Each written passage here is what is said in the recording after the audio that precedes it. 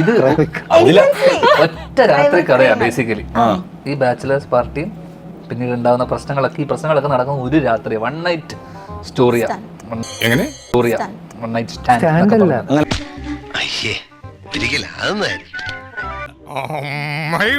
റോമനക്കുട്ടാ അതല്ല, അത് മറ്റൊരു കുൽസിത.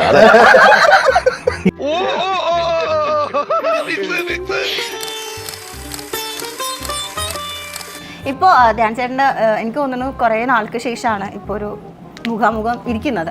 അപ്പൊ ഏതാണ്ട് ഒരു മാസമായി കാണും.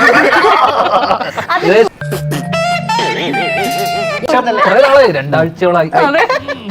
വലിയൊരു ഗ്യാപ്പാണല്ലേ കരിയറിൽ. അതല്ല ഉദ്ദേശം, ഞാൻ മാറി. ചേട്ടാ നമ്മളിപ്പോ രേഖാചിത്രത്തിന്റെ സക്സസ് മീറ്റിലെ ജഗദീഷ് അതാണ് ഞാൻ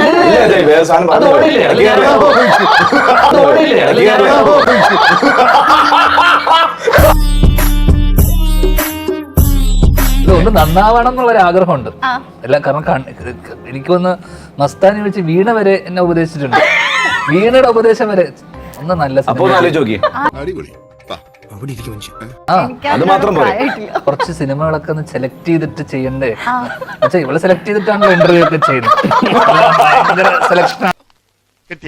മുതലും പലിശ ചേർത്ത് കിട്ടി. അപ്പൊ എന്നോട് പറഞ്ഞു ഇത്രയും ചെറിയ രീതിയിലെങ്കിലും സെലക്ഷൻ. അങ്ങനെ വീണയുടെ വരെ അതായിരുന്നു എനിക്ക് കിട്ടേണ്ട അവസാനത്തെ. അതുകൂടെ കഴിഞ്ഞ പിന്നെ ഞാൻ നന്നായി പറ്റും. അങ്ങനെയായിരുന്നു. അപ്പൊ എനിക്ക് മനസ്സിലായി എന്നിലെ കലാകാരി അല്പം വൈകിയാണെങ്കിലും ധ്യാനെങ്കിലും തിരിച്ചറിഞ്ഞു. ഞങ്ങളും പിന്നെ കണ്ടത് അല്ല അതെപ്പോ ആകെ ഉണ്ട് ആണോ എന്നാ കണ്ടില്ല. അല്ല അത് ഞാനാണെങ്കിലും പിന്നെ ഞങ്ങളും ഞങ്ങളാണ് അറിയാനുള്ളത്. അല്ല എനിക്ക് തോന്നുന്നു ഞാനേ തിരിച്ചറിയുള്ളൂ.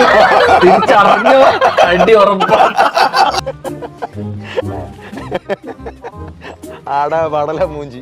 പിന്നെ നാണക്കെടുത്തി. ഓൾറെഡി അങ്ങനെ വന്നാലും കുഴപ്പമില്ല. അടുത്ത പടത്തിൽ നീയാണ് എന്റെ നായിക. എല്ലാരും ഞാൻ കൊണ്ടുവരും.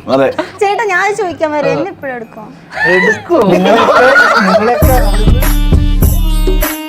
കേട്ടപ്പോഴേ പുള്ളി ഇത്ര നന്നായിട്ട് അത് പാടി എനിക്കും തോന്നി. ശരിയാ. പക്ഷെ അത് പുറത്തിറങ്ങി ജ്ഞാപകം പാടിയപ്പോ മാറി. Flash back.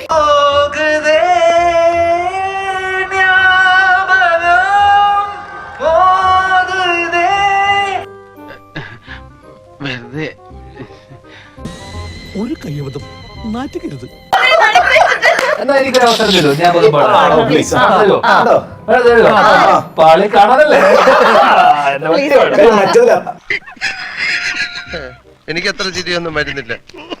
അപ്പൊ ശരി.